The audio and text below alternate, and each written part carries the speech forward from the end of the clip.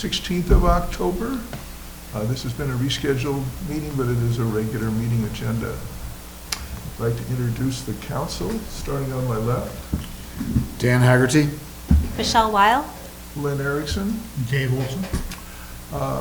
Barbara will not be here today, and we expect both Claire and Tamar to arrive here relatively soon. So we'll go ahead with our agenda. Okay. The first item on the agenda are comments from the public for items not on the agenda. I believe we have one person who wants to speak to that. Yes, so when you come up, just introduce yourself when you speak at the mic. Testing. Hello? Is it working? Yeah, it's not amplified. It's not It's live. just for recording. Got it. Okay, thank you. My name is Cynthia Sherrill. I'm one of two coordinators for Coastside CERT. We are the emergency preparedness volunteer organization that works directly with the Coastside Fire Protection District. I'm here tonight to invite everyone who might be interested in coming to the fall CERT training. It's a 3-day training that begins this Tuesday, October 22nd. It runs for 3 days. It's Tuesday evening, and then 2 Saturdays or 2 Sundays.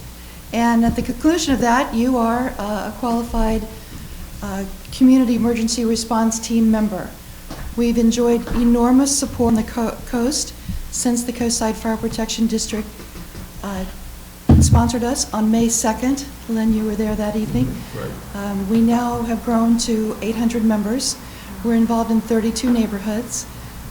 It's a tremendous organization for basic training for dealing with earthquakes, power outages, tsunamis, any other sort of local emergency or regional disaster that might befall us. And the idea is that while everyone would want to help others in an emergency, a trained volunteer is much more useful to themselves, their family, and their neighbors, as well as understanding how to interact efficiently with first responders. So that is my invitation. It's a free course, and everyone is welcome. Could you explain who your CERT covers in terms of the overall framework? What area? We cover from the south end of the Tom Lantos tunnels all the way down to Tonitas Creek, from the Skyline Ridge to the sea. Okay, great. Thank you very much. Thanks for the information.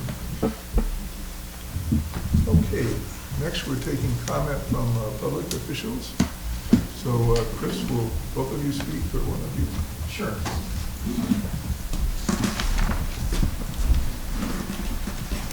Good evening. My name is Chris Hunter. I'm the Chief of Staff for Supervisor Don Horsley, and we're here. There's a transition in our office, and I wanted to introduce to you Bray Hunter, who is our new ledge aide in the staff, and she has a degree from Tulane University in environmental science and political science, and she was an intern for Don. She was actually the longest intern. She served 4 different times in high school and in college, learned all about the county, and she graduated a year ago from Tulane and is now with our office, and I'm also proud that she's my daughter. And she has a few things to say, and I wanted to say that in the future, next week's MCC meeting, Ellie Dahlman will be coming. It'll be her last MCC meeting. She's moving on to a new job, and we're very proud of her too. But what we're going to do is coordinate with each other to make sure that we can get all the information that the MCC has asked for, and maybe set up a different system to make sure that we get questions from you in advance and can research things that you'd like. Great. So real quick, environmental studies and political science, so not quite a scientist in that sense. And then as far as updates go, very briefly, as far as we know, Connect the Coastside, there should be a draft sometime in November.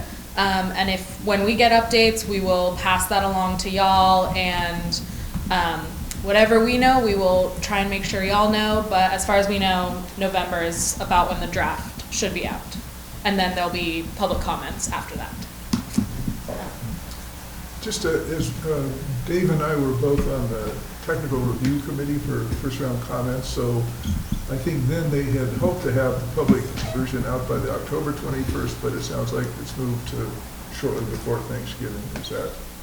Yeah, Is so, that- yeah, November. It seems like it's been kind of delayed a little bit, but A terminology question about this, because it does sometimes confuse people. As I understood, especially the way they've written up the most recent document, which is the Comprehensive Transportation Management Plan, that particular document is the product that is coming out from Connect the Coast Side, which is a program. And so basically, when we're referring to what we're reviewing, we're not reviewing Connect the Coast Side, it's the Comprehensive Transportation Management Plan, which was one of the requirements of the LCP. So I found it's useful to keep those two terms in mind, because otherwise it's all lumped together as Connect the Coast Side as opposed to other particular items. okay, So, thank you. okay, any questions? Okay, thank you very much. Harvey?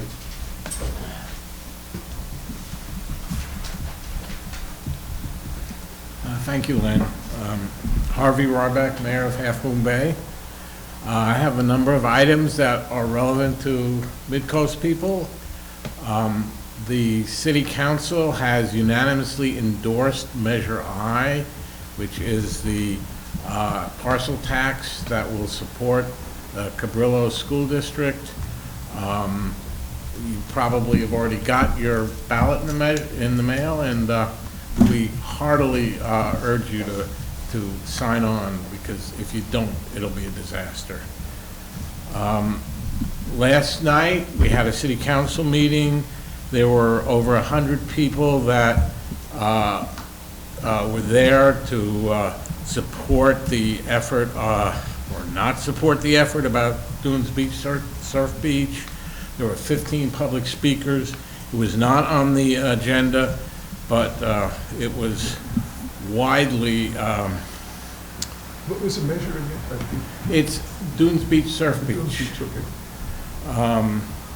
The proposal has now been submitted to the city. You can read it on the city website. There's going to be a long, long process. The developers are asking for an LCP amendment, which has to be approved. It would have to go through environmental review. So way before the Planning Commission even gets to it. So it's would be probably 2 years away before it could be approved. But as we saw last night, there's a lot of community opposition. So we listened to what the community had to say. As I said, there were at least 15 public speakers. We didn't hear anything in favor, but we have to listen with an open mind, so that's what we did. Last night, we also heard from Kevin Rose from the county OES, who talked about communications during the power outage last week. I see it's on tonight's agenda. The community seemed to be grateful to the communications that were improved compared to what happened last March. The SMC alert was much more useful. The press releases that the city put out, the electronic communications were accurate and timely. So that was well received. The tunnel, probably because of pressure from the last time, there was an effort made to get PG&E to reroute some of the wiring so that the tunnel stayed open during the outage, which was really important. So that's what we learned from Kevin Rose last night. Let's see. The closure of Bay City's flower is still on our minds. We're mindful of the fact that about 200 people have been laid off. We already had a first job fair. There were at least 2 or 3 people that were hired through that fair, so that's encouraging news. We're going to have another job fair with services from the county and social service agencies on October 25th. Date and time and location still have to be decided, but we're working on making sure that as many employers who can be represented, as well as social service agencies, are going to be there. So it was a big blow to the coast side, what the closure of Bay Cities, and we're trying to do whatever we can to mitigate it, but it's a real tragedy. That's my report. I'll be glad to answer any questions. Thank you. Thank you, Harvey. Okay. We have one item on the consent agenda, the minutes for our last meeting. Do I hear a motion for approval? Motion to approve? Thank you. All those in favor? Motion passes 5-0. Okay. So I had moved the public comment forward. I was hoping Claire might get here. I think we're still expecting her to arrive soon. But we'll move ahead with our first item on the regular agenda. This is also an RV park, one proposed and goes by the term Harbor Village RV. So Michelle is going to handle this. No, I think Dave is handling it. Dave is handling this. You're next. Yeah. Thank you. And do you have slides? Or No, sir. okay. So, when the mitigated neg deck for this project came out last month, the council started receiving email communications, some CC to various people in the county, including the planning commission on this. I think we've received so far on the order of 30 to 35 communications on it, all opposed, most concerned about the aesthetics of it and the impact on the views out over the harbor, as well as concerns about traffic. So this letter was intended to be not so much a comment on the mitigated neg deck as it was a comment to the planner and the planning commission that there's strong community opposition to the project because of the aesthetics and the traffic impact. We may do a follow-up letter on the mitigated neg deck itself.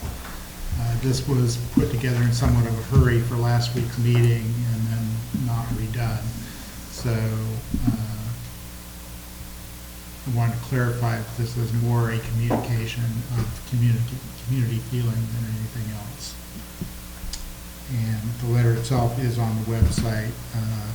Other than summarizing our past communications and the community feelings, there's not a lot in it. Did all of the people who sent emails into the council also copy the appropriate party?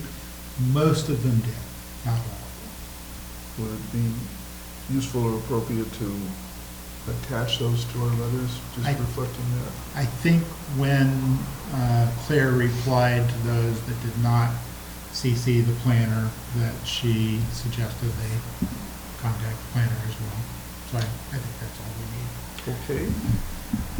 So in our previous letter, because when did we first heard this, about 3 years ago or 4? Yes, our first letter was in 2017 at the time of the pre-application hearing. And then we sent another more detailed letter in April of 2018 when the plans came out. That included suggestions on improvements. Also included a reminder to the planner that there's a clear view easement on the southeast corner of the lot from the highway out into the harbor, and that some of the RV spaces were in that easement.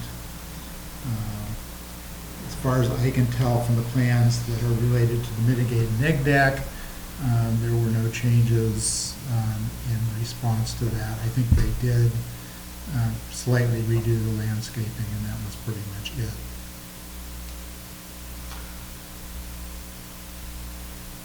And it's Harvey, was just reading this, I guess you're saying that your particular RV application is maybe 3 years behind this one in terms of going forward, but, you know, there was considerable negative input from the public.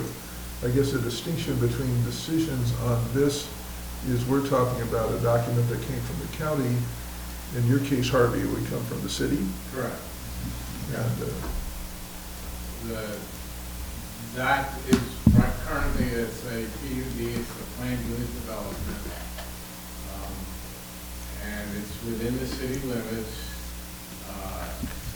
So, as I said, in order for it to be actually developed, the Half Moon Bay local coastal program would have to be amended. And it's not just an RV park, it's an RV park and a hotel, conference center, and a restaurant. It's a big, big production. So we currently have, let's see, it's the case now that the RV park that exists south of Sam's is also within the city. Yes, that is also within the So- city. So I'm just trying to count the number of RV parks we have coming along there. So you have that one short distance up the main parking lot of the Harbor District is treated as RV parking on an extended basis, and this would make the third, which is literally almost 3 in a row, you know, in a sequence there. Does cumulative impact have any weight in this, or has that been called out relative to the character of the coast? It certainly has been mentioned by the comments we've received. The previous comments we've made don't really address that. As far as the planner is concerned, there's not much they can do to consider that, unless we can show that the cumulative impact of the RV parks on the traffic is significant. But other than that, the fact that there's another one nearby owned by the same developer is not really relevant as far as planning goes. Well, let's go around the council just for comments or questions on this point, starting on my left with you. So we're talking about this letter right now, and, you know, I have a question for the council that, you know, has the community, you know, the comments from the community, have they affected your thinking on this? That's my question. Because I have been the one person on the council historically, there may have been one or two others, but that has been against this project. And council members, some of the council members, you know, kind of was for it. And so my question is, you know, has the comments from the community affected your thinking on the? Well, people are about to come by individually and they'll speak to you, to that. I guess in your case, Dave, where you wanted them, so did the council support this previously? Is that what you're saying, Dan? I'm just trying to get the historical record accurately here. I think there were comments made that there's going to be really no significant traffic impact, which I firmly disagree with. Well, at this point, the only person who is on the council now, who was on the council last time we talked about it, are you and me. So the other people may have opinions, but they wouldn't be a change. So has your position changed Dan, since? Yeah, we'll go around in sequence here. I'm just asking. So if you're asking me, no, I mean, I am not fond of the project, but I don't see anything in it that's in violation of planning ordinances, other than the potential issue of the view corridor. So this letter, in my opinion, it, you know, it makes a statement that the community's against it, and that's that without really the council taking a position. So, you know, I object to that part. We could talk a little bit more. I'm very interested in hearing the other council members' position on it based on the community's response. So are you, in commenting, before we move on to the next person, are you saying you have a recommended change in this you'd like to see? Yeah, I'd like to listen to everybody else. No, I don't want to get into that now. Okay, that's fine. Okay. Tomorrow? Yeah, my sentiment is, you know, not really for the project. And definitely in light of like all the things that were going on last week, with the power outages and just kind of more, you know, the potential emergency situations and traffic and isolation of this area. I don't know, it just kind of adds to that for me. That kind of was on my mind thinking about this topic. Okay. Yeah, I mean, I think even before hearing the public comment, I was not for this project. The 30 or so letters that we've received from the community indicates that that's the community's position as well, and they've brought up a lot of good points about traffic, about, you know, the air quality, about the fact that people who are, you know, coming and parking there are not really going to be spending money in the community. Rather, you know, RVs are meant to kind of be self-contained, and so it's not what I would choose to put there. You know, I would like to see us do what we can do to stop it. I feel like, unfortunately, sometimes our hands are a little bit tied, and there's not a whole lot that we can do. But yeah, I mean, I'm against the project, and I'd like to, if it involves making this letter stronger and taking a position as the council, in addition to just reflecting what the community has said, I'd be interested in that. So these are comments on the neg deck itself? And so that's what I was trying to clarify. These are not comments on the neg deck itself. These are comments on the community communications in relation to the mitigated neg deck. If the council wants to do a letter on the mitigated neg deck itself, we can do that, but that is not what this letter is. Okay. It's likely that the project will be heard by the planning commission next month. So we can do it at next week's meeting or the first meeting in November. Although, but, who knows? Depends on when they hear it the next month. Okay. So I myself am not for the project, but I think to your point, Dan, is you're asking is opposed to just a summary of the community input we've received, if we would author a letter itself reflecting our views, is that right? Yes. And just going around again, well, we'll start with you, Dave, we'll come back the other way. Would you be in favor of creating such a letter? Yes, if somebody else wants to do it, I would support it. So would you be willing, well, let's see, I'm in favor of that. Yes. In favor. So Dan, would you be take on authorship for the letter? Yes. I mean, I understand we would want some support in that, but I think we need it, right? Yes. Question is, do we talk about it tonight? Or do I we think put a if we- continued agenda next week? Well, we have 2 points here. One is we can have a motion here to summarize what is the input from the community, including both the number of letters and the expectation that they've also gone in, and that we're supportive of that. That's what this letter does. And we could, what I've asked now is just for a motion to approve this, which we can vote one way or the other, but so we can discuss that point further. And then let me finish then. Then following that as a separate item, determine whether we want to write a letter ourselves, which could be brought forward to next week's meeting. So, go ahead, a motion? On this letter? Yep. Second? Second. Okay. So, I was clarifying, as the author of the letter, I don't want to make. Oh, I'll make the motion. I'll second. okay.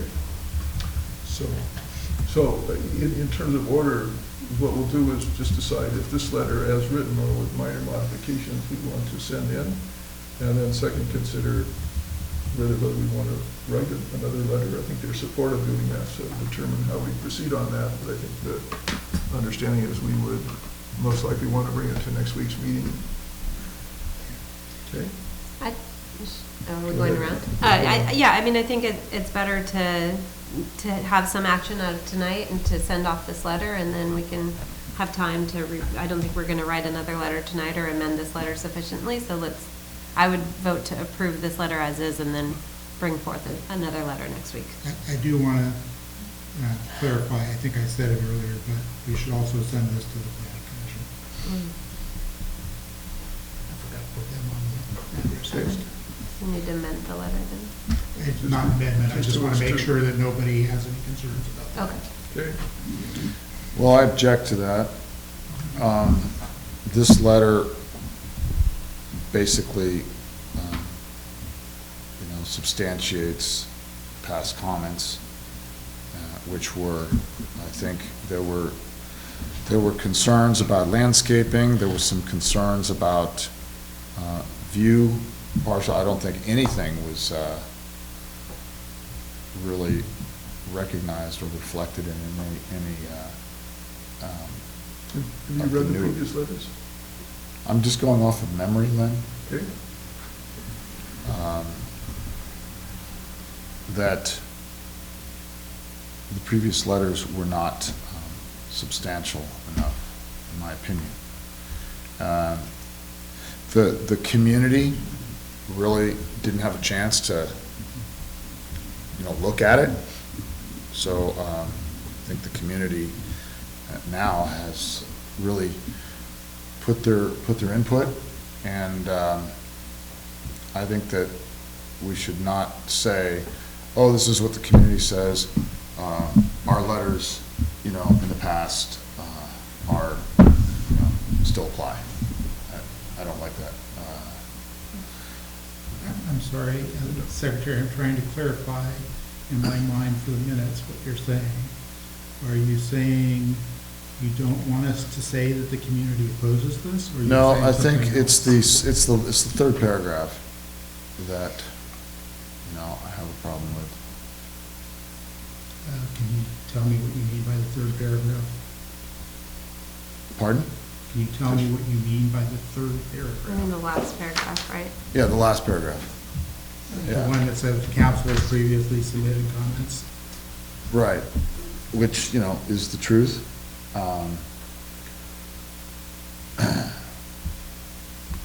These comments and issues still apply. That means that from the council, the way I read this, that means that today's council still apply, the comments from past letter still apply with today's council, and I don't know that that's true. Okay. So therefore, I don't really approve of that language. Okay. So you're saying that the council favors it? The previous letter doesn't say anything about favoring the project. So, let me, yes, are you looking for a change to this letter or merely drop it from consideration? You're talking about the last paragraph? Either you do not want this letter to go forward, in which case you just vote no when we vote on it. I'd like it to be rewritten. I think that it should be tabled, is my opinion. We should do one letter and have it really, Okay, we're voting on whether to accept this, so your vote on that's understood. You don't need to say more now, I just want to move this ahead, okay? okay? Good. So, tomorrow. I think at this point I vote to move forward with the letter as is, or to amend it if that comes up later, but to do something with this letter now. Okay. Michelle? Agreed. I guess the one change I suggest putting in here, Dave, is in the first sentence, it says numerous comments, and if the number is in excess of 30, just say over 30 comments. To put some quantity to it. I think the previous considerations the council gave to it were both critical and in a sense negative. It wasn't voting on it as a go-ahead project, so I think they did that well. The major one was 4 pages with elaborations, so I'm for going ahead with this. Okay, so are you making a motion to modify the letter? It says received over 30 comments instead of numerous. Is that number accurate? Someone gonna count the comments we've received? And I don't even know if they all came to the entire MCC. All the ones I saw came to Those are the ones that Okay. did that? Okay. Okay. So, we ready to vote on this? I'd like to Well, make a motion to at Wait, least, wait, Motion on the floor, We Dan. have an amendment to the letter on the floor. Does anybody second that? what's the amendment? To replace numerous with over 30. Is there a second? I didn't count. I'm trying to count. It's tough. I'd second it with some, What's that? with an accuracy, with some sort of check, I would Okay, second it. but- so, So I'm not hearing a second, so that amendment dies. no, we get a second there. Who seconded it? Tamar, did you second? I did second it, but with the caveat that we're able to, Can you just make the count accurate? I think it's Yeah. okay. Okay, I do not want to try to make a count on that. Michelle is. If somebody else wants to count it and get the count to me. Michelle is working on the count, so we've got that too. Okay? So we vote on the amendment That's it, first. we're voting on the amendment, all those in favor of the amendment? What exactly, no, I mean, we don't have that accurate, we're gonna, No, but it'll be whatever the number is, Michelle's doing the count. okay. All those in favor? Okay, Okay, so 4-1. 4-1. Who was negative? Me. Okay. Okay, so that's passed. Now, really, I think the next point is, I think, Dan, your input is you'd like to see a letter from the council directly on the neg deck as opposed to a summary of comments, or just acknowledging the comments that have been in. Is that right? A letter from the council, Yes, comments from the council. right. Okay, would you take the lead in offering that letter? Yes, I already said it would. Okay, do you want any help on that? Yeah, I'll decide who I'm gonna work with a little later, not right now. Okay, so you're taking primary responsibility? of Yes. being in touch with them? Okay, and you know, to be on next week's agenda, you'll have to have that basically circulating this weekend, Yes. okay? Good enough. Anything else relating to this item? We're going to vote on the actual motion. So I'd like to make an amendment Just a second. before we vote on the approving the letter. Okay, Okay? So, I believe that we should strike the last sentence in the letter. okay. The overall impact of a large number of RVs. Basically, you just want that sentence Impossible to mitigate. We'll let him finish. Is that what you want struck? Yes, So you're making a motion to that effect, right? yes. Second. Can I ask a question? Counting. Is it to be replaced with something or just like completely? The motion is just to drop it. Okay. You know, I don't want to re-edit completely. I don't think that it sounds like the council's favoring project by saying it's impossible to mitigate, you know. Nothing can be done. I don't read it as in favor of it, but just, anyway, that's your reason for wanting it struck. A second, please. Okay, no second, the motion will die. Okay, anything else before we vote on the letter? Everybody ready to vote? No, hold on. Some more time.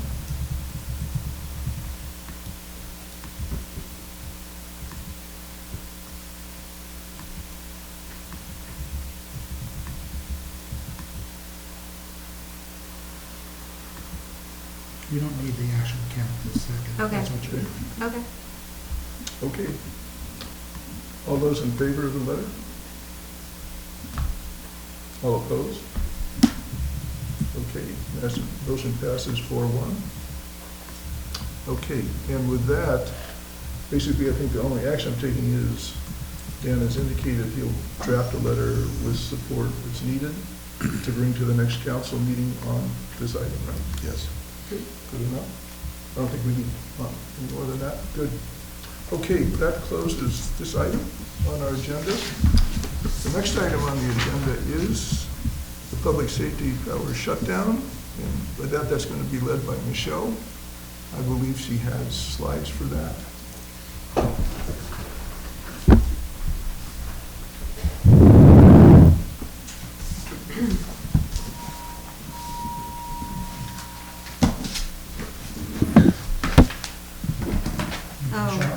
You want me to can do you it? do it? Because I don't think I have the right connector. Dave, since you're there, do you want to give Tamar a name tag now? What's that? Tamar's name tag, and you could give me Claire's and I'll put it down. Thank you.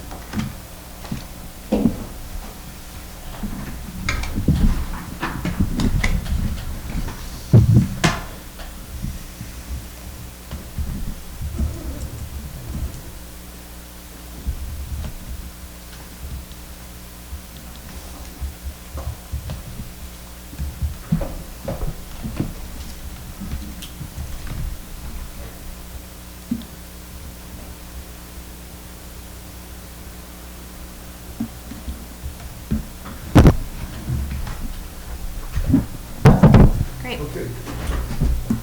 So this topic is about the public safety power shutoff that happened last week. I'm going to start with a timeline of events, just to kind of recap what happened and when different information became available.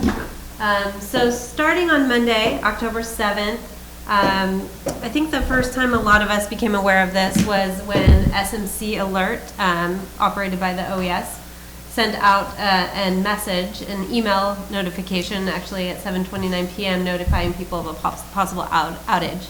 Around this time, the news started to report this as well, since it was a PG&E outage affecting much of Northern California. And so people started to become aware and expect that later in the week that there is a possible power outage. On Tuesday the 8th, in the afternoon, people reported receiving texts and calls from PG&E. Funny thing about some of these calls was they listed off these really, if you received them, they listed off a really long series of letters and numbers. If you know, in terms of the website URL, that was like almost impossible to write down. The text messages generally linked to a website that was down for most of the day and even throughout the following couple of days. So it was really tough, I think, to get any information, any accurate information from PG&E, even about whether or not our specific area was going to be affected. But as the day went on, it became more clear that we were in fact going to be affected, especially when people kind of driving south through Pacifica noticed that, and even going north, noticed that there were, Caltrans had placed signs at both sides of the tunnel indicating that the tunnel would be closed, beginning at noon on Wednesday, October 9th. I think that caused a lot of concern for us here on the coast side, especially since a lot of us commute north to San Francisco. Even those that do commute south or over the hill, over 92, are obviously affected by a tunnel closure because of all the traffic that would need to go south and go around. And of course, just the concern that one of our major exits to the coast side would be closed. Kind of later that evening on Tuesday, the local news started reporting that PG&E would be bringing generators in to power the tunnel. A lot of this was reported together with the Caldecott Tunnel in the East Bay.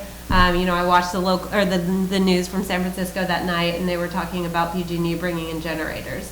So I think people started to get hopeful later that evening that possibly the tunnels would remain open.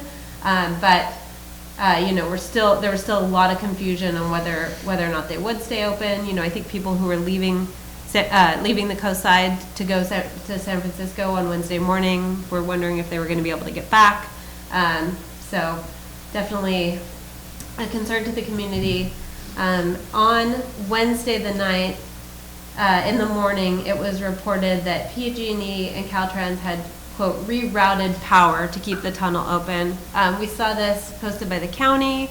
We heard it again tonight from Harvey, from Mayor Arbach, in terms of, that's what he had heard from County OES. I actually joined a call, kind of pushed my way into a call with OES. We actually initially were not included, no one from the Midcoast was included on the OES activation calls or any of the emails that were happening. That were being sent out by OES, so I reached out to Kevin Rose directly and asked to be included in those communications, and was able to join a conference call on Wednesday, and was in fact told the same thing, that PG&E had rerouted power, which was a little bit confusing because, as we know from the previous tunnel shutdown, the power for the tunnel comes from the Pacifica side. There is some confusion, I'll get into this later, about, as a follow-up to that tunnel closure, a press release was put out by Senator Jerry Hill saying that power had then been added, redundant power from the Half Moon Bay side. So one of the things we'd like to see out of this is actually to get clarification on when that whether that has happened, and a better understanding perhaps of why we were initially told that the tunnel would close, and then why it then was remained open, and what sort of rerouting was done, if any. I think the communication that went out, even beginning Tuesday night, was that the PSPS was going to begin at noon on Wednesday the 9th. So I think a lot of us that were at home were sitting around with our food in coolers. We had shopped for ice and batteries and flashlights and things, and I saw long lines at the gas stations locally. People were really getting prepared for this, and noon came by and nothing happened, at 1 o'clock and then 2 o'clock, and the power was still on. So I think people were kind of hopeful that maybe this wasn't going to affect us. However, at 2 p.m. on Wednesday, PG&E stated that the power shutoff would begin between 8 and 10 p.m. that evening. So again, 8 o'clock rolled around, 9 o'clock, 10 o'clock. I think a lot of us went to bed thinking that maybe we had escaped this time, and then at 11 p.m. the power turned off. So it was off, continued to be off all throughout the night, Wednesday, Thursday, throughout the day. And then it started to come back on, actually I think earlier than almost anyone had expected, because PG&E was saying that it could take several days for the power to be restored, even once the winds had died down and the all clear was given. But it came back on actually for a few minutes around 4:15 p.m. on Thursday. And I think a lot of people saw that it came on and then it went right back off. There were reports of a brush fire in Miramar. I don't know for sure that that's related, but the timing seems pretty coincidental. And then the power was restored for most customers by 7 p.m. on Thursday. We can go ahead to the next slide. So I wanted to kind of cover what went well and what didn't go so well. But surprisingly, a lot of things did work. I think the SMC alerts were pretty informative. They went out via text and email to anyone who was signed up. I think there were 8 or 9 alerts in total. I think they numbered them 1 through 7, but there were a couple that weren't numbered, and there was pretty regular communication throughout. And from being on those calls, it was accurate, at least in terms of what the OES knew at the time. I think they were dependent on PG&E and Caltrans for providing information, but they were doing their best, in my opinion, to get that information out to people on a regular basis. The tunnel did stay open, so that's great. I think a closure would have affected a lot of us. The Half Moon Bay Emergency Operations Center was open and helpful to coastsiders, so to speak. Other services worked. I think most cell phones continued to have service. Our natural gas stayed on, water and sewage all had backup power, so those continued to run, and schools stayed open. One comment on the cell phone that I learned, the cell phone service that I learned, is that a lot of the local towers do have backup power. However, if the outage was to last for several days, some of the cell towers would start to lose that backup power, that they only had limited power, and depending on whether they could be serviced and additional fuel got to them, that's questionable. So the total outage was about 18, 19 hours for most people. And luckily that was enough to keep most of all of those services running. The overall length of the time of the power outage was shorter than we had prepared for, so I think that was great. We also had a lot of stories of locals helping locals, and some of these stories came through CERT, and so I wanted to give a couple examples of things that they relayed. So one in El Granada, one community member and his wife went around and knocked on doors, just checking in on their neighbors to see how they were doing.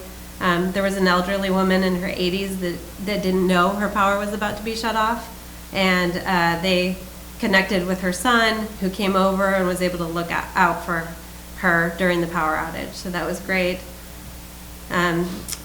We also had the same people actually invited a lot of their neighbors to come over and talk and have popcorn and tea. There were actually several instances of this that we saw where people were inviting community members over, especially those who still had power through solar and battery. So it was really nice to see people out helping neighbors.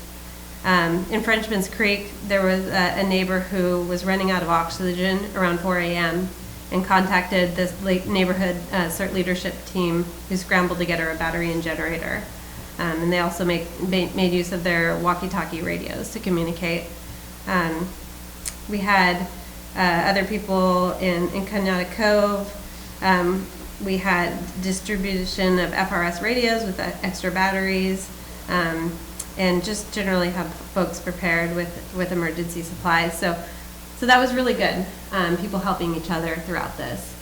And then it was, one thing is it was kind of like a practice run. I think a lot of us went out and shopped for supplies that we otherwise didn't have. And so it gave us time to get some of those supplies, canned goods, flashlights, batteries, things like that, to help us prepare in case we do have a real emergency. On to the next slide. So what didn't work?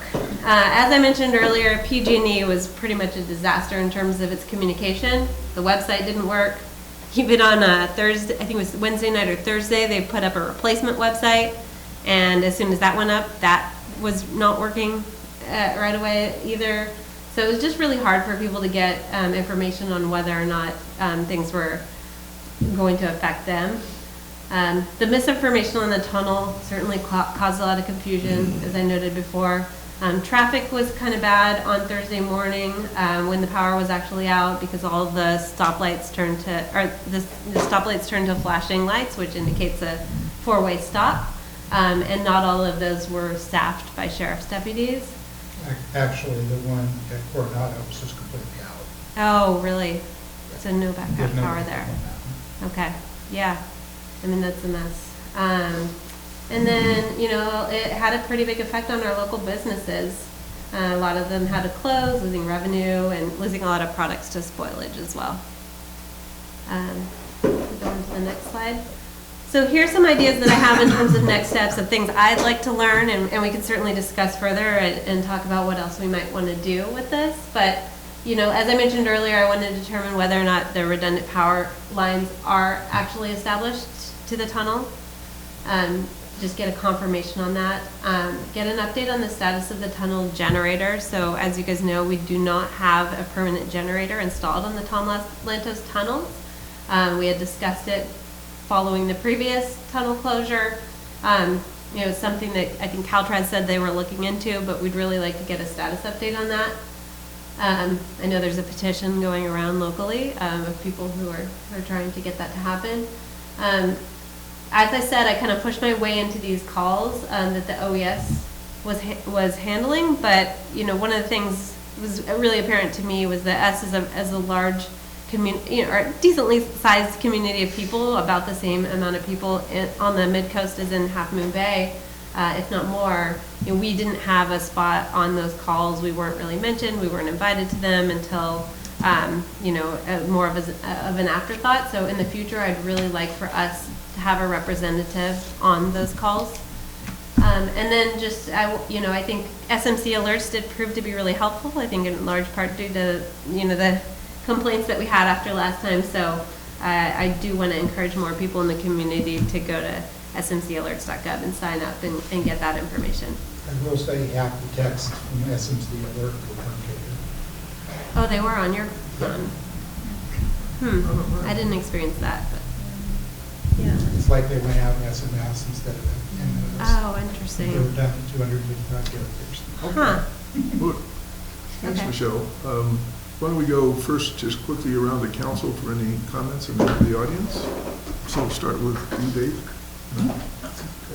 Although I will say, there's no evidence of any rerouting of any wiring. Right. No, I think that's pretty set, but I did, in following up on your request for inclusion in future calls, I think basically there seem to be two parts of the notification list. One is all of the municipalities are on an emergency list, and so we sort of reached out to Kevin about being on that. I talked briefly with Chris about it, and he had suggested just sending a letter in. And the other people come on sort of on the basis of emergency, so it seems like it would be a good idea to include as many municipalities. So try to get that letter on. Anything you want to talk about tomorrow? So thank you, that's really great to kind of have it all laid out as we were fading into memory a little bit. I would say that there are a few of us that did not have water because we're on a well. And so that is, you know, it just adds another layer of excitement when these things come up. So that affects me personally. So when we thought the tunnel was going to be closed, we had out of town, my in-laws were here, so they're older, like that's a lot to ask to not have water and all that. So we were actually gonna try and do an Airbnb somewhere else where, anyway, so it was a little bit of, you know, upheaval there. We were able to change plans once it was a reality that the tunnel was going to be open, so that did help a lot. Another thing, in recent days, there's been some chatter on Nextdoor about kind of coming together around, you know, a group battery pack or generator, or things like Tesla, helping out with group purchases of solar power. Seems like a really good idea, so I don't know if that's a place where we could get in on that conversation, just to kind of speak on behalf of the community, because that seems like that could be a really good thing to look into, so, anyway, those are my thoughts. Dan? Yeah, thank you, Michelle, for the presentation. You know,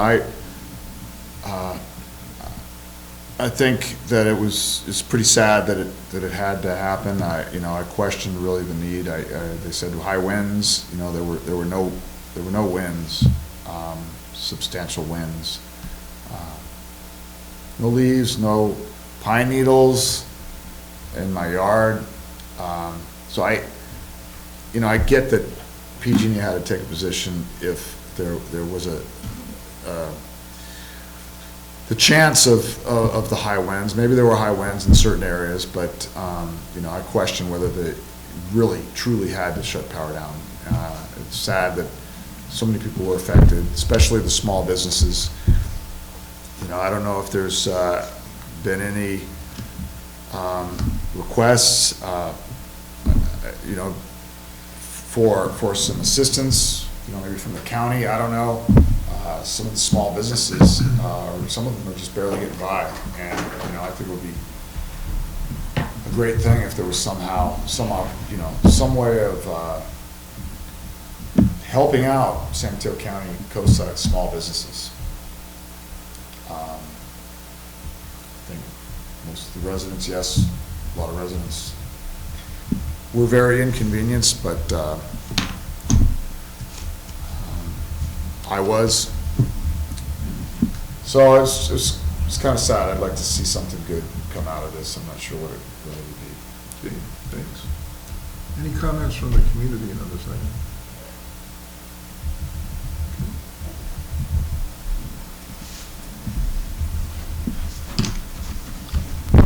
Carl May, Moss Beach.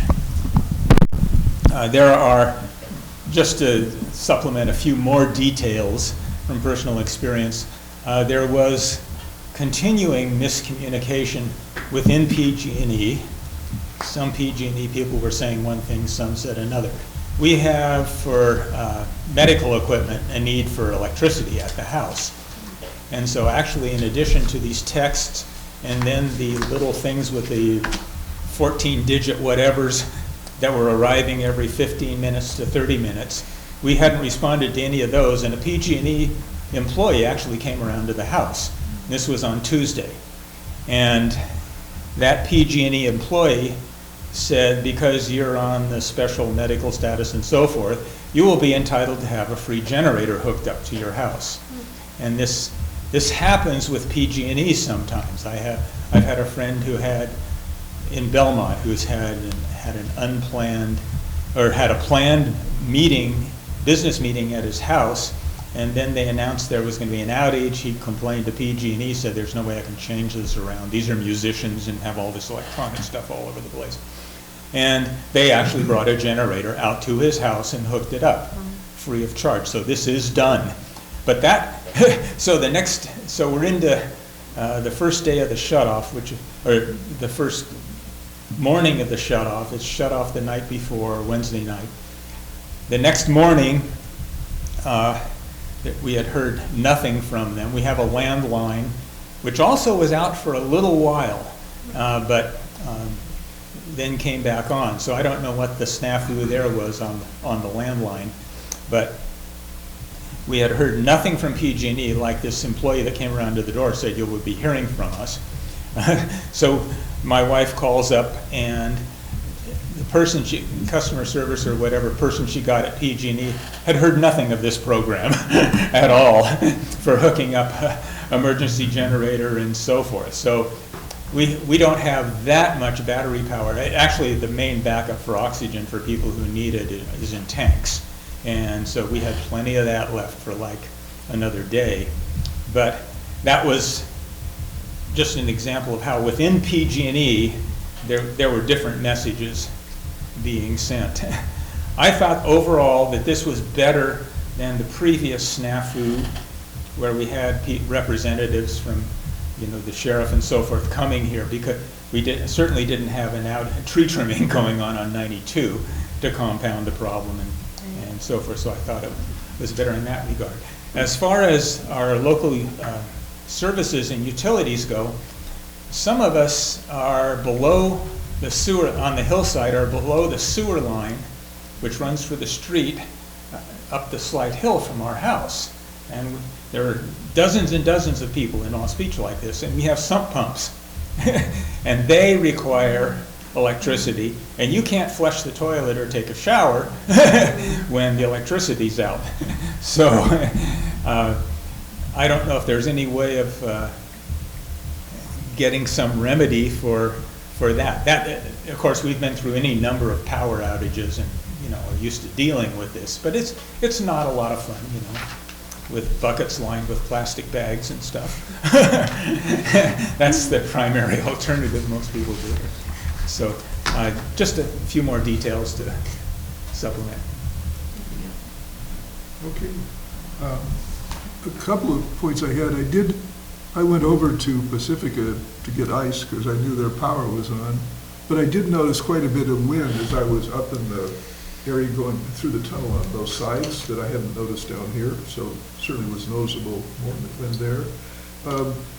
There was in the news that Pasta Moon basically opened their restaurant as sort of an emergency center, and was that on their volunteer basis? Was CERT involved with that, or just a business that took initiative? CERT was not involved with that. That was a public service of Pasta Moon, and what they opened was their parking lot. And in their parking lot, OES set up tents. And the tents had water and charging outlets and restrooms. And it was not busy the first day. It was busier the second day. It was a good exercise because had it gone on for 3 or 4 days, it would have been a much busier place. Yeah, I thought that was great. What occurred to me from a Midcoast perspective is in the harbor you have 3 major restaurants or facilities with parking. So it seems useful to maybe approach one of those, from an emergency standpoint, just to, solicit help like that. Now, is something like that something we'd look to take on individually? I mean, CERT didn't have. The harbor did send out email that they had generators and other facilities available to the people in the marinas and around the harbor. Okay. I don't know. Yeah. Is I well think noticed? probably best would be to contact OES on that. I know that was part of, there were several emergency operations centers throughout the state set up. There was a whole list of them, and the one at Postamoon happened to be the one on the coast side, together with the city of Half Moon Bay.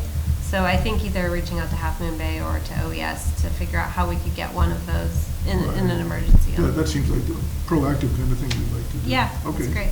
Great.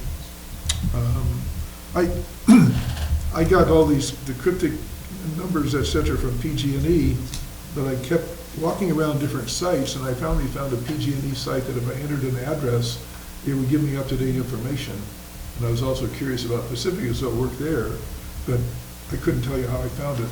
Once I had it, I bookmarked it. But that was their normal PG&E outage site. At least it's the same one I got too. Okay. Didn't actually have much about PSPS, just showed the outage areas. Yeah, it Okay. showed it after it already had occurred, but prior, they had that special site set up to show it before, to predict whether your area, your specific house was going to be in the outage site, and that was the site that was down for most Okay. of the day. Yep. Well, thanks for the summary there. Now, so basically that gives us two items we might be actionable on. One is, I guess, to talk to local restaurants, to just find out if they had interest in how to hook them in to that larger network.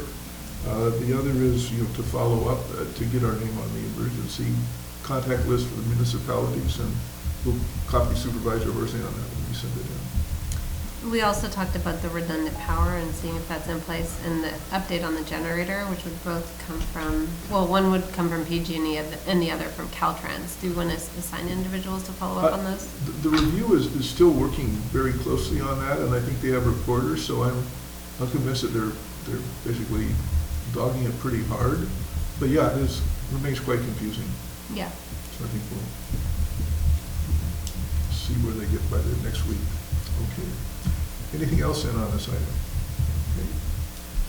Okay, the last item on our agenda is a quick update on Highway 1, a few points there. And if you could put up those slides that I gave Dave.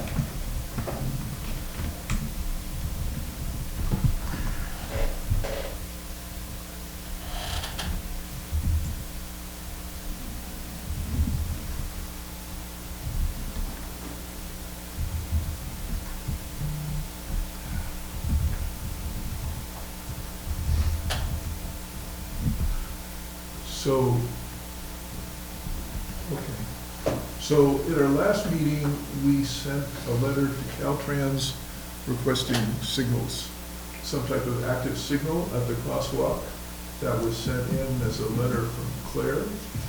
And I further qualified that with a little bit more specific information on rapid rectangular flashing beacons.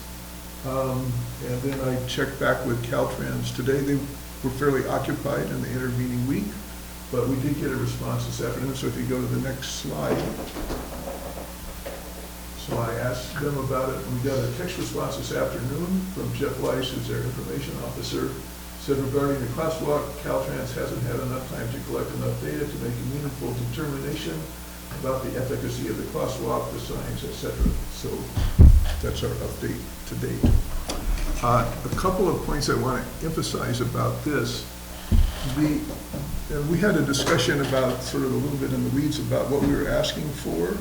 What we were asking for, particularly in the letter, was called a rectangular rapid flashing beacon.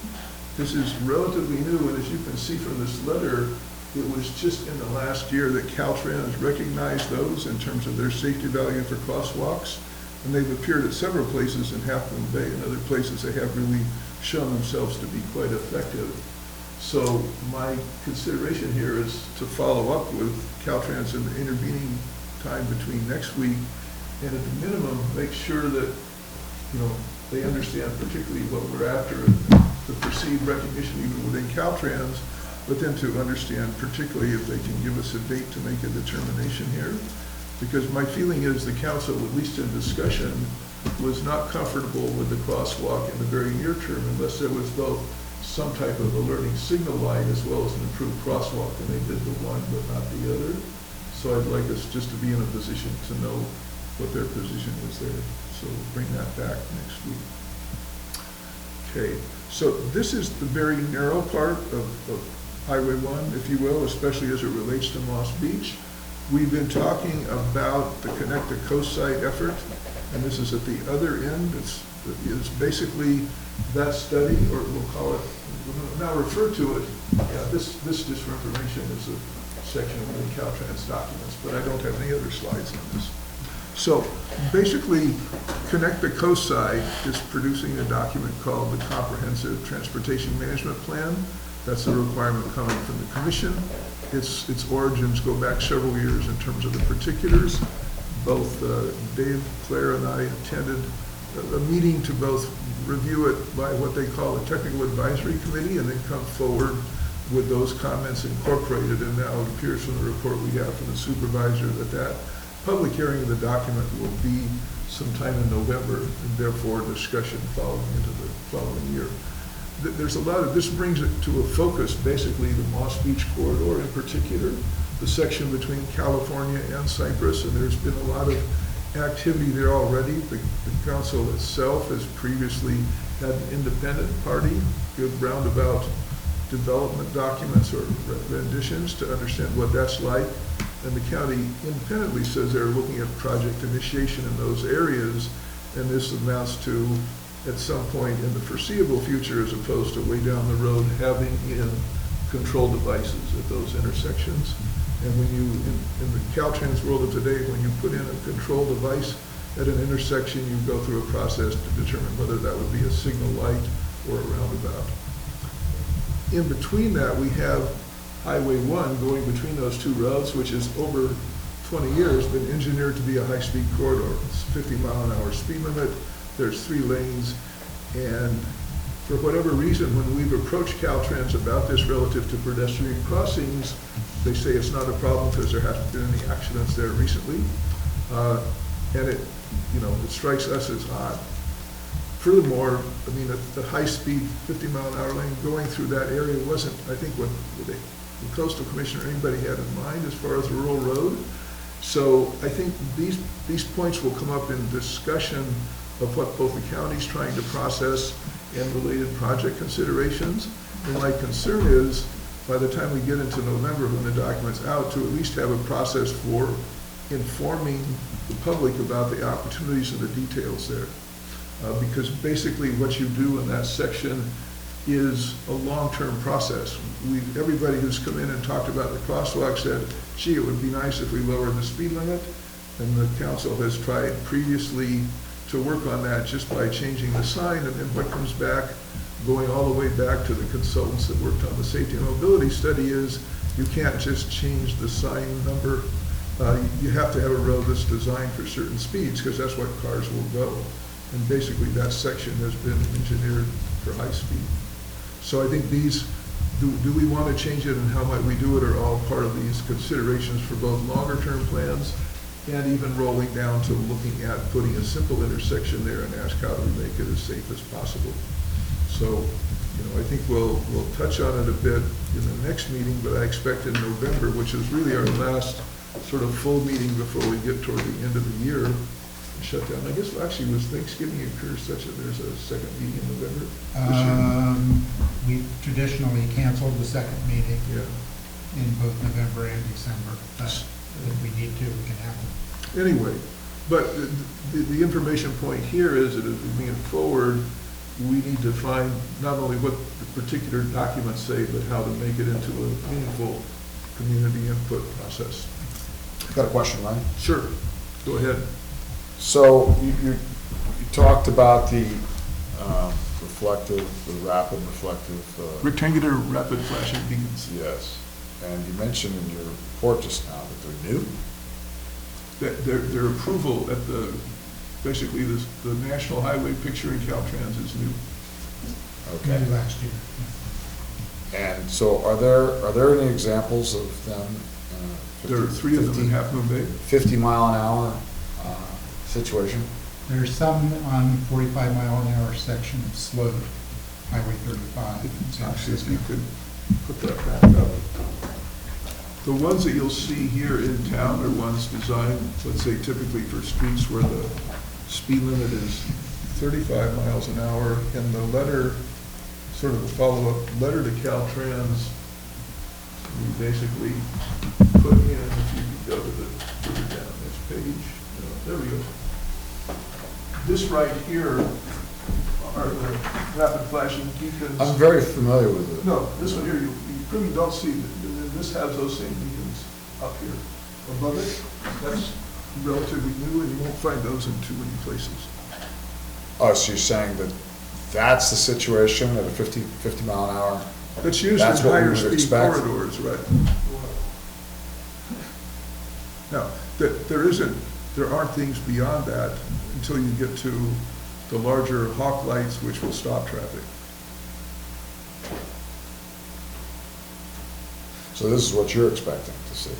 That's what This is I what asked your about. letter- Basically, we brought it to their attention and said, the ones that are in town in Half Moon Bay certainly are very effective for people to see it, but for cars going faster. Well, I got a comment on them being effective, okay? I have witnessed a number of times people just walking right out and not looking. Mhm. But they do that, lights, no lights, crosswalk, no Right. crosswalk. I'm saying, talking about these lights. I'm telling you what is found nationally and what's reported. People will. I'm just saying, I have personally No, witnessed and nobody people disagreed. walk right out and not even look, Yep, Mhm. people Nobody- do that. Nobody disagreed with that. which substantiates the claim that I make that they give a false sense of security. Well, I would disagree with that conclusion, but we're not prepared to run a traffic engineering discussion on it. Well, I'm not the only one, there's, So nobody disagrees with the fact. so, what we're talking, I want to focus not on the 25 mile, I want to focus on the 50 mile an hour situation. Correct. Okay, so, I asked you if you have any examples anywhere where this is already, in place in a 50 mile an hour situation. Do you know of any? Not that I've seen here locally, no. Okay, But- so you don't know of any anywhere? No, I've said I can tell you what's here locally. I haven't done a larger search. Okay, all right. Okay, Anyway, yeah, so we'll go around tomorrow. Any questions or? No, at this time, I think it's a good update. I mean, hopefully we'll, hear more of what's gonna happen sooner than later. Yeah, I came through tonight just before 7 through the Moss Beach crosswalk, and it was so, now that it's getting dark earlier, and daylight savings is in 2 weeks. I think we're gonna have a real problem with people crossing after dark and being almost impossible to see them. It is so dark there. So I would just express some urgency in terms of following up with Caltrans. I know that's the plan, but it takes a while to get things done, especially projects like this. And so I think we need to push them a little bit harder. It's a little frustrating that we sent a message, or the letter to them almost 3 weeks ago now, and haven't gotten a response until you press them over text, so. When they first went in, you did mention people using it, and this is a general query to the audience or anyone, or people seeing people using the crosswalk? Yeah, I saw someone today during daylight hours. Okay. Okay, Dave? Not much to add. I did want to say, Caltrans is continuing to prepare the roadway just north of Montero State Beach for the repair there. And the plan is there will be one-way traffic control during the repairs. I had people ask, does all the work mean they're going to try and put a temporary road on that dirt section? And as best as I can tell, the answer is no. They will, that's just a staging area. Gotcha. Do we have any idea of the hours that it's planned to be closed? It'll probably be mostly nighttime.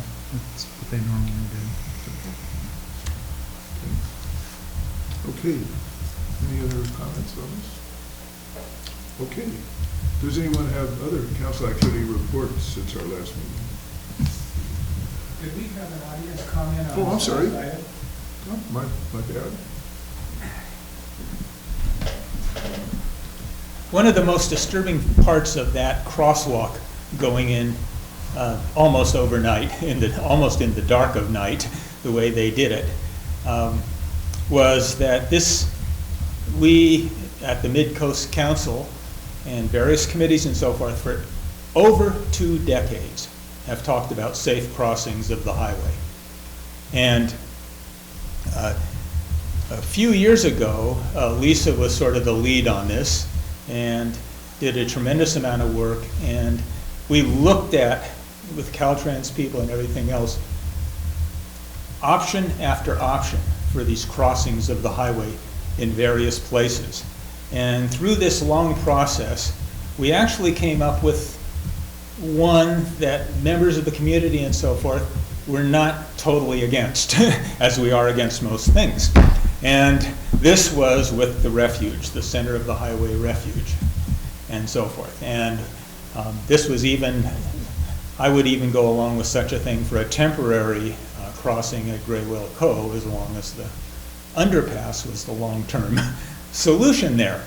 But anyway, this was after much discussion, many meetings, and so forth. And one of the many things that was brought up was this big arching thing going over the highway with lights on it, as we just saw.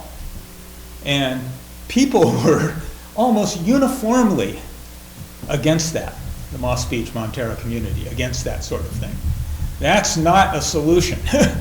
And I haven't been able to get to all the recent meetings, but it disturbs me that the council has gone along with kind of like trying to put the proverbial lipstick on a pig on this crossing that's gone in.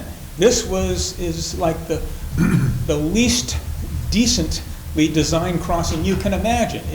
It's an urban crosswalk. It's like you would see at an urban intersection out in the avenues in San Francisco or in the middle of suburbia somewhere. It's not a highway crossing at all. And to try to suggest how to fix it up a little bit is ignoring all this past look that's been done at crossing this darn highway, and given the situation that exists there.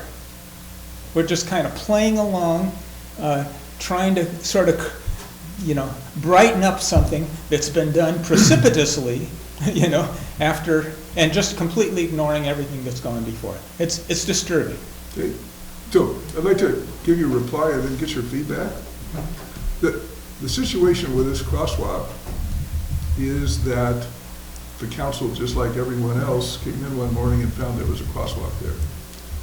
When they brought it up at the next MCC meeting, it was not at this, but I think in summary, there were 4 concerns or improvements you might have. One was a better painted crosswalk. One was effective lighting to alert to the presence of it. One was a median, and one was slower roads there. And the last 2, well, they were considered important and always been recognized. Nobody felt those could be done in any short period of time. That the improved lighting or signal light of some type and the better painting were the 2 things that could be done. So those is what we went for. We got the improved painting, and my feeling is what I showed there, that is not what was looked at in the studies in 15. That's basically a light that only goes on when it's activated by the person crossing. It doesn't sit there and flash all the time, like you would find in Davenport if you went there. But that was the best option I could see that was available. If we don't get that, then our option is whether do we want to go to Caltrans and request, with all due respect, we'd like the crosswalk removed completely because it's an invitation to an unsafe crossing, or whether we elect to live with it. But there was no way that the council in any way supported or did anything more to it. What we're saying is, what can we do to make it as safe as possible, or should we go to Caltrans and specifically say, can you take it out?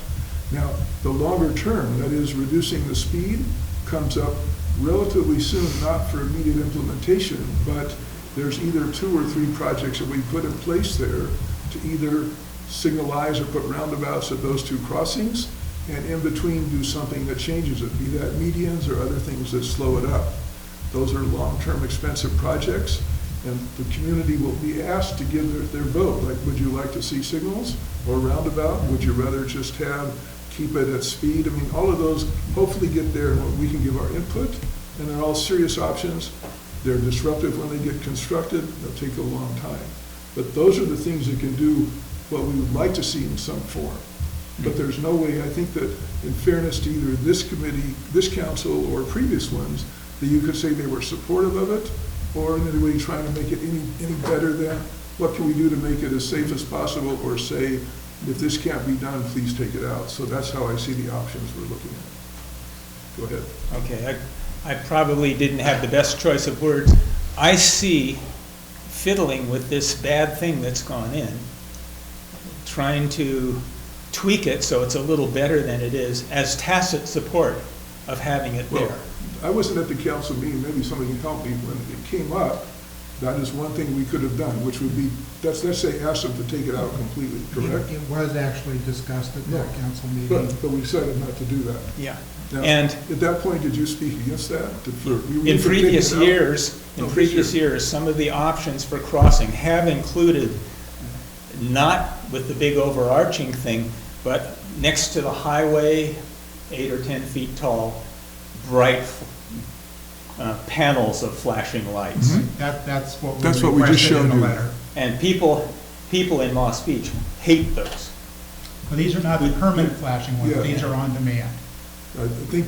Yeah, but people in- They're not like the ones up by the coast in there that flash all the time, 24 hours a day.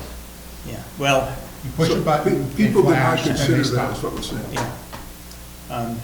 I still think you need to get appropriate crossings for these places. I'd also point out that the council has doggedly gone after, partly because of big pave and everything else, agreed that our big options are signalized intersections or roundabouts. There's a huge contingent of us in Moss Beach that don't like either one of those. And think that we could have a decent highway through our towns without clogging it up, without the misery loves company people from El Granada who seem to not be able to get along with anything unless our highway gets as plugged up as your highway is down here. And that's just... Could you articulate what you have in mind? Well, I don't want to get into all the highway designs because we've gone over and over and over again, and this median type of crossing, which may actually even involve some lighting. But the panels on these crosswalk lights, I mean, they come on strong, these flashing panels. I mean, they're... The FFRBs are not all that bright. Anyway, let's take a look at that. What I want to know, Carl, is what, long-term sense, what I'm saying, relatively long-term, but coming up soon, is for the community to look at the 2 or 3 projects to do there, which would do one of the options. Well, I'm a frustrated citizen on this. I understand that. I've long been perfectly happy to have the speed limit lowered somewhat through there because you can lower it certainly to 45 without slowing down the flow of traffic at all. That was undertaken as an effort and did not But succeed. there was even, if you'll remember, just a few months ago, a suggestion for another lane that would have required very little work at Cypress, the intersection of Cypress and Highway 1. The Cypress on the, what we'll call the west side of the highway, where the traffic comes in there and it backs up because people can't make left-hand turns easily there. There was a suggestion for some rather simple alterations so there could be a right-hand turn lane right at the intersection there for people coming down there and turning right, which would ease the load, ease the backup there somewhat, and a suggestion for a left turn staging lane in the center where there's already space for it, which would allow people to get across one lane of traffic. I don't like these suicide lanes, but they just blew it off. But when you say they blew it up, I'm not sure what. The county. Actually, the county did not blow it off. The county agreed it was a doable idea. They discussed it for a while with DKS. They discussed it with Caltrans. And we tried to get it coordinated with other work that Caltrans was doing. And Caltrans, and to some extent the county, for lack of pushing, I guess you could say, were not able to get that to happen. Yeah, they're great at- The county did actually agree it was a good idea. Yeah, they're great at killing stuff they don't actually want to do. They're great at sitting on stuff till it becomes no longer an issue. And I mean, anybody who's been dealing with highway issues here on the coast side for 30 or 40 years has a long history of understanding how these agencies deal with this. Did they ever get back to you with an explanation of why? Or was it just, we don't want to do it right now? Because we're talking about a weekend of work, basically there, a couple of days of work. It's a little more than that, the Caltrans process, but Well- fundamentally, the county talked to Caltrans about it. Caltrans was not particularly interested, and it died for lack of further. So I guess either you want to come around on this next round, which is the county has put all their effort into putting a planning document together to be backed up by particular projects. And from what I've seen with Caltrans, anytime you want to work with the street and do something that will, quote, be just a little this or that, is, they put it to the side. So that's what we're trying to do next, and I hope, you'll participate there. And in terms of this, it's really, I mean, would you like us to have, would you be then in favor of just take away the crosswalk for the time being? Because the short term isn't available as far as I can tell. Somebody at Caltrans, or the county contacting Caltrans, pays at least a little attention to this crossings thing. Because over the last couple of years at the north end of Montera, there, and La Costanera, or whatever it is, and I think of it as 2nd Street, but anyway, 2nd Street or 1st Street in Montera, and down at the south end of Moss Beach, they've put in new I think they're green and black pedestrian crossings ahead signs, and so forth. So they've done something, but this is all very much out of contact with the community. And those of us who have lived here a long time are not stupid about the roads we drive every single day. You become a source of data, not just a data point, but a data stream. And everybody driving those roads builds up this mental data stream going on there. There's a lot of experience and a lot of stuff that Caltrans doesn't take into account. Okay. Yeah. Thanks. I would remind you that the last Connect the Coast Side meeting that he had, like at Cypress Gardens or something like that, there was huge community opposition I understand. to the overall we're not situation. talking about And now we're to the next, that's all overcome. And now we're to the next stage of the thing without those community concerns having been really addressed. So. Okay. Anything else on this, the council? Okay. Yeah, I'd just like to, thank Carl, and just to say that, I've witnessed the same objections from the community on the RRFBs. I remember when they were presented to the community, and I remember when the community objected to them. So, I guess we disagree on that point, but why don't we just leave it for now? we disagree on a lot of stuff, Len. Yeah. Yes. But And clearly, through this process, the community's wishes are not being met. in what way?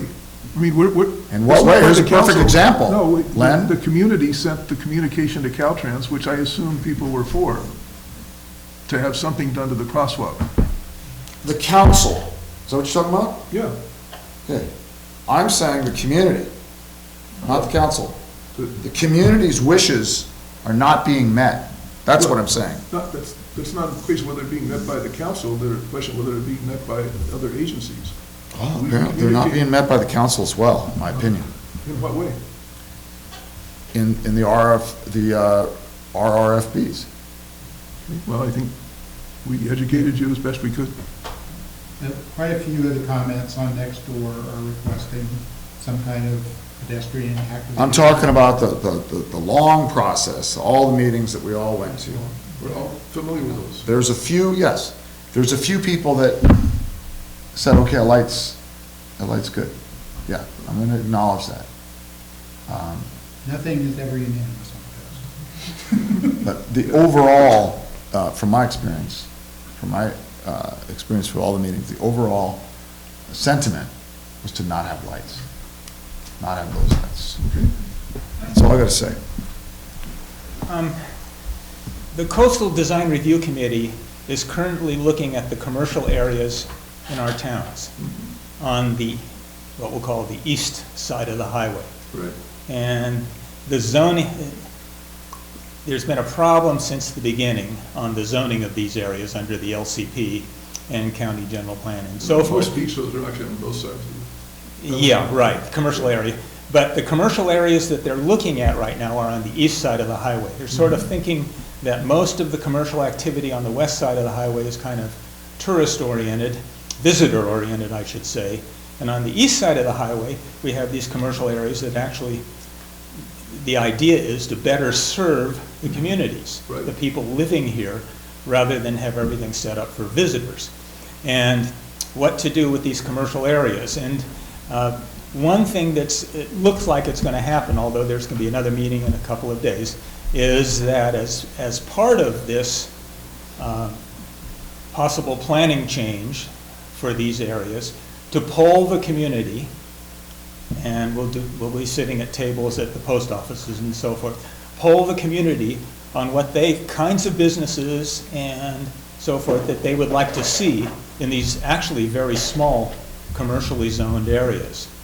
And another, there's also, I'm just mentioning this because of the polling aspect of this, where you can get some numbers. Because we all can live in our own little echo chambers. I've got my dozen or two friends that I'm talking to, and we all, have the same attitudes towards things. We might be the only dozen people, with that attitude. So I think somehow to get a broader input from the community than those of us who even know there was an MCC meeting tonight, because so many people. Well, it was a rescheduled meeting, but I understand. Yeah. So, but the So I'm reason I've been suggesting coming back. on this meeting at- highway stuff, something like polling the people who are crossing the highway on the weekends, or not just on the weekends, but crossing the highway on foot regularly, taking their bicycles across the highway, so forth and so on. Because although people will get into this crosswalk, and I'm still going to cross at California Street, because I come down the hill on California Street and I'm heading for the Marine Reserve or something like that. I'm not even going to go that block. So a couple of things you said. You said, well, I'm not sure I want crossings either at Virginia or at California. And basically, what the projections are saying is you'll come to a point where Caltrans will say you have to do one or the other, based on, or the control. And you want some reconfiguration of 50 that's both slower and different, I guess. What I'm trying to do is, with the efforts the county has going underway, as well as what we put forward, going back to the safety and mobility studies, which brought a lot of the concepts forward, is to give the community a chance to express on these points. And what will be 2 or 3 projects. And basically, the reason I'm saying it meeting after meeting is so that people get the idea that when it does come forward and comment, that's your chance to do it. 10 years ago, we had a conceptual study that talked about things, and this is trying to put the stake in the ground for the next 20-plus years on what will get built. And when you talk about almost any change to the highway in Lost Beach going between those 2 roads, it's virtually impossible to get it without a serious effort to do a particular thing. And that's where we'll have to talk about it. If we can't do better than 50-50, that is, half the people want this and half the people want that, then we're effectively saying to Caltrans, do what you need to do. So hopefully there's a consensus that can come after some education. Or, well, So- my experience in fighting Caltrans has been on what would locally be huge issues, like the bypass. And much of my knowledge of Caltrans and the inner workings came from that several decades of fighting them. And Caltrans is a little world unto itself. When we were fighting on the bypass, the Caltrans budget was bigger than the entire state budgets of 29 different states, even though they aren't the biggest agency in California. So they are huge, and they do what they damn please, and they'll tell you what they damn please. But you can fight them. You don't have to roll over it. That's what we're talking about. Caltrans says you have to take this or this. No. You can put a hell of a lot of pressure on them through your elected representatives and so forth. You don't have to roll over for this stuff. That's what we're trying to create, the opportunity for us to talk to them. Okay. I was just saying that you're not going to do it through MCC meetings or even an announced meeting on Connect the Coast Side where you might get 50 or 60 or even up to 100 people, because that's still not much of a sample size for those of us who are on that road all the time. One of the things we have discussed is doing a survey of the community on a number of different topics, not just this one. That hasn't moved forward yet, but I think it will be on a future agenda. Okay. Anything more on this one? I think we've run it for today. Council activity? I have a few things. Go ahead. First of all, Amy Breeze, community outreach person for GGNRA, and I and one of the Parks Conservancy folks, and probably Len, will be meeting at my house on Tuesday just to talk about parks issues in general and introduce each other. Okay. Second, Julia Malmo, hold on a second, let me get her name right here. Julia Malmo Laycock is an outreach sustainability specialist with the county. She contacted me. They've done a number of community meetings on bicycles and pedestrians on the coast, and they want to do more and suggested tabling, and I suggested the post offices on Saturdays.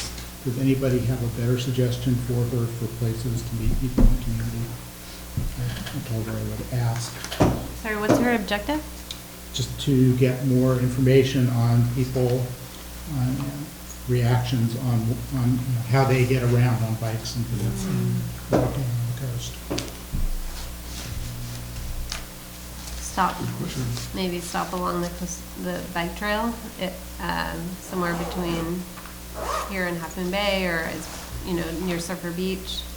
A lot of people walk in that area. I think Fitzgerald's too. Some traffic, local traffic there. Fitzgerald might be a good place. Yeah. Okay, Fitzgerald and Coastal Trail, like Robinson. Okay. On the future agendas, we'll return to State Route 1 next week for sure. And we're rescheduling the local school district superintendent, hopefully for 1 or 2 meetings before the end of the year. And Dan's Yes. letter. Dan's, oh yeah, so Dan, you're targeted for next week, right? Yes. Okay, thanks. Would I be allowed to make one more announcement? Go ahead. Just come on up to Thank my. you very much. The 106 certs on this map right here are holding an Emergency Preparedness Day on November 9th, right down the hill here, at the site of the current El Granada station, across from the post office. Okay. It will be running from, I believe it's 10 o'clock until 1 o'clock. Maybe it's 9, I'm not quite sure. But they're going to have a full complement of fire apparatus and fire extinguishers, fire pans. There'll be games, there'll be all kinds of different emergency preparedness opportunities on that day. And the whole purpose is just to educate the community. Everything is free. And they're planning now to have a big group of volunteers who are actually putting this event on. So congratulations to your own El Granada CERT community. They're doing an outstanding job. Great, thank you. We'll make sure to announce that next time as well. Okay. Motion to adjourn? So moved. We're adjourned.